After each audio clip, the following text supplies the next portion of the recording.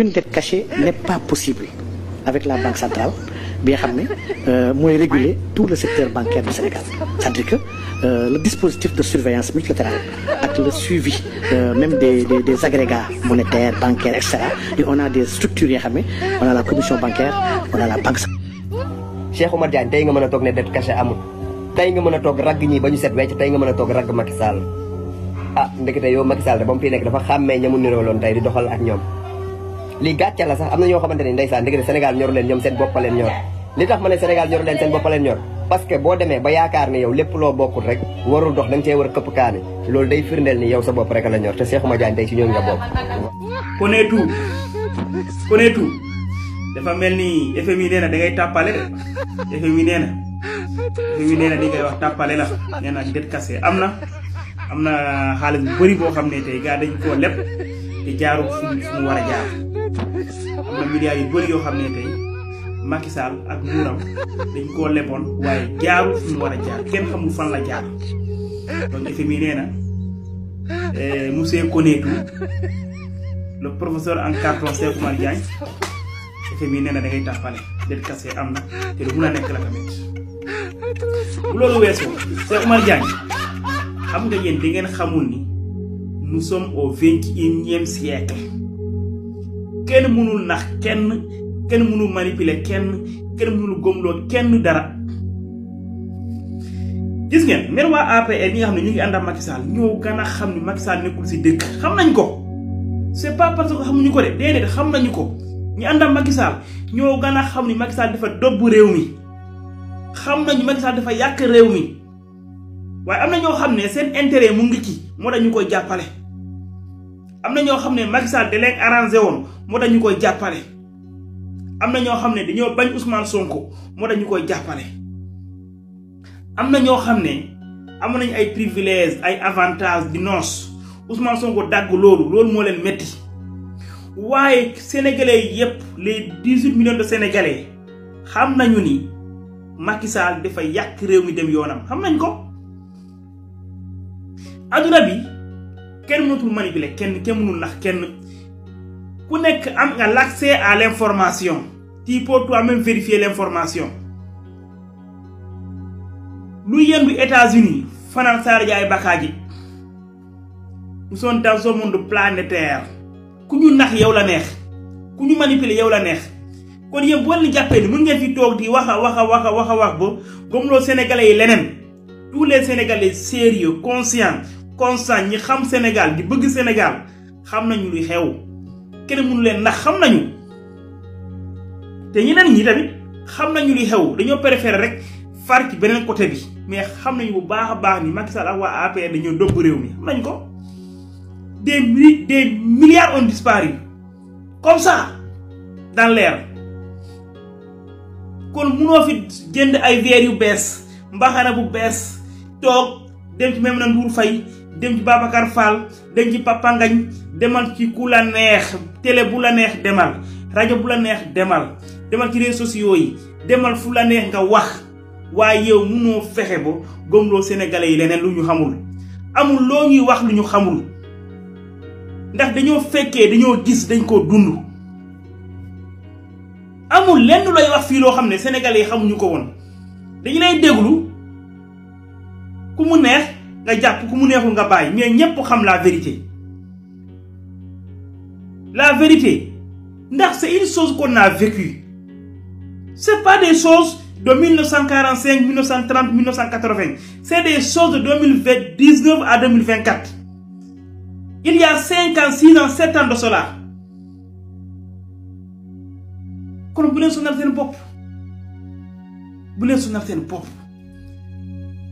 vous avez en face de vous une population consciente, éveillée, libre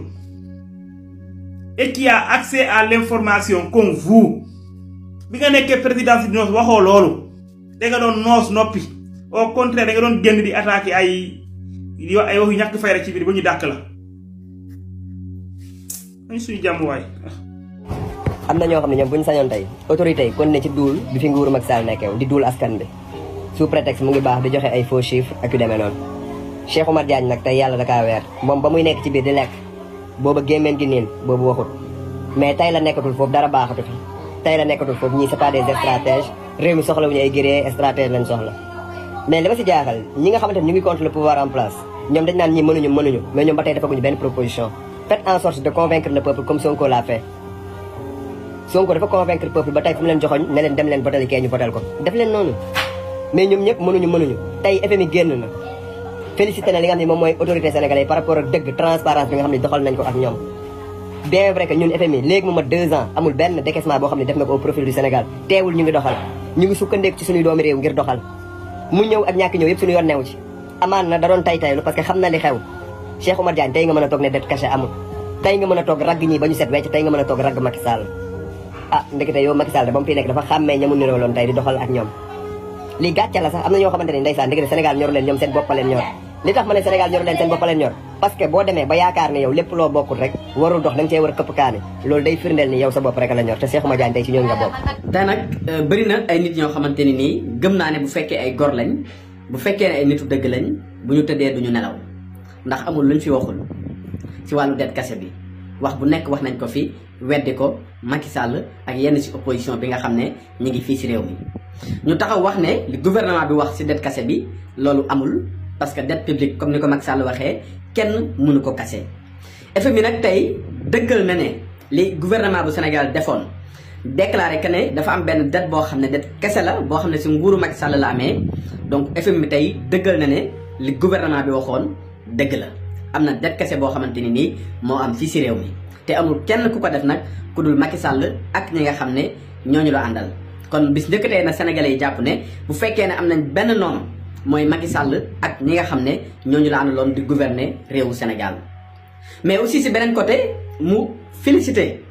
encourager le gouvernement Sénégal par rapport ak courage bi nga xamante ni nii am nañ ko ngir taxaw fësal li nga xam ne loolu la ñu fekk ci réew mi ci ay jafe-jafe mais aussi taxaw wax askan bi yëpp ci cadre jub-jubal jubbanti mooy la transparence mooy lépp loo xam ne dafay am ñu wax ko ni nga xam ne noonu la amee même bu fekkee ne donc dëgg la boo xamante ni nii donc dafay yàq sax ñu wax dëgg gi bu dee yàqu tamit askan bi xam ne kat gouvernement bi wax nañ leen dëgg te dëgg la ñu seq ak ñoom te ci loolu dañuy doxee ak ñoom kon tey ñi nga xam ne dañ doon toog chaque jour ci plateau télé yi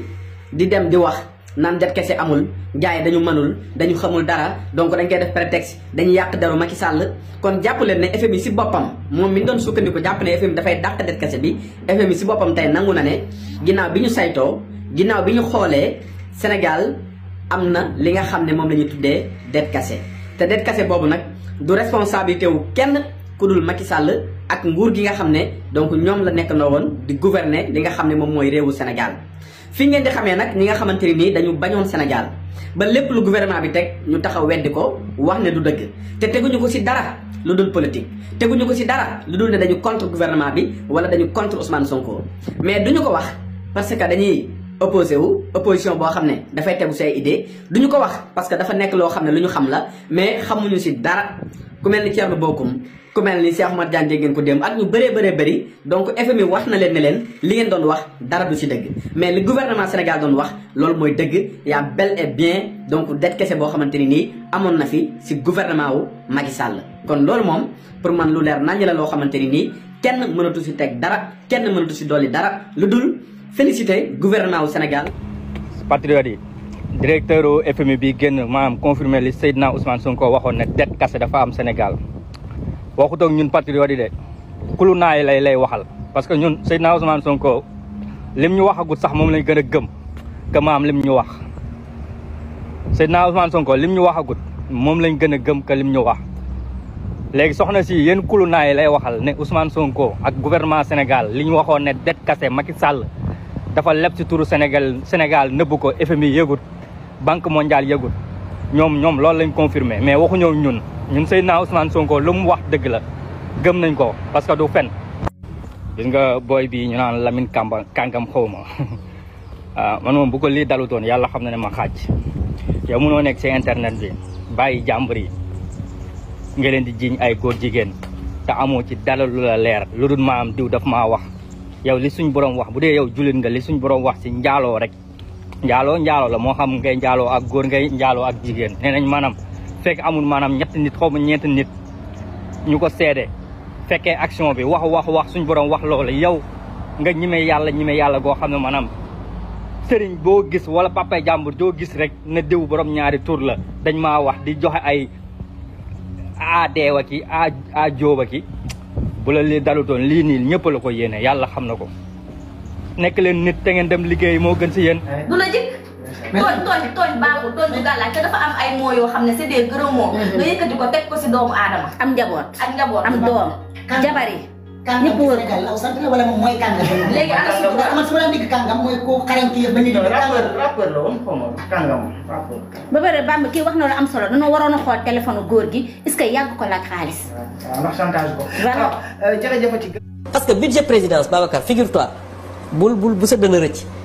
72 milliards la woon budget présidence ñëw na ba 204 milliards ci ren. ah oui. mais je te dis. c'est pas possible. mi ngi nii section 21 mi ngi nekk budget présidence de la république section 21. c'est pas possible wala am na lu ko waral. waa déglu ma mi ngi nii section 21 budget présidence bu ren mi ngi nekkoon 72 milliards mi ngi nekk 204 milliards 544 mille 450 millions. gars yi si ay tàppale la nekk si ay caaxal la nekk si ay manipulation la nekk xam nga budget présidence yokku na du problème li tax mu yokk mooy problème bi budget présidence mun na yokku comme mun na wàññeeku à tout moment xam nga présidence à tout moment mun na jël ay direction yi nga xam ne ñu ngi nekkoon biir présidence ñu génnee leen rattaché leen feneen su boobaa ñooñu dañuy ànd ak seen budget kon budget présidence day wàññeeku te à tout moment tamit mun na jël ay direction yu nekkoon feneen yu nekkoon primature wala nekk feneen ñu jël leen rattaché leen directement à la présidence su boobaa ñooñu dañuy ànd ak seen budget kon budget présidence day yokk moom Abdou Mbow xam na li tax budget bi yokk mais du ko nangoo wax ndax day préféré manipuler nit ñi wax nit ñi lu dul dëgg c'est le problème. gars yi xam ngeen li tax budget présidence yokk dañoo jël yeneen direction yi nga xam ne nekku ñoom présidence ñu ngi doon primature ñu indi leen rattaché leen présidence te ñooñu bu ñu ñëw dañoo indaale seen budget comme lu mel ni IGE inspection générale d'État dañ koo jël dugal ko biir présidence lu mel ni OFNAC office national de lutte contre la fraude et la corruption dañ koo jël yóbbu ko biir présidence lu mel ni le comité d'orientation stratégique du pétrole et du gaz COS-Pétrogaz dañ koo jël dugal ko présidence lu mel ni le haut conseil du dialogue national dañ koo jël dugal ko biir présidence lu mel ni la commission nationale du dialogue territorial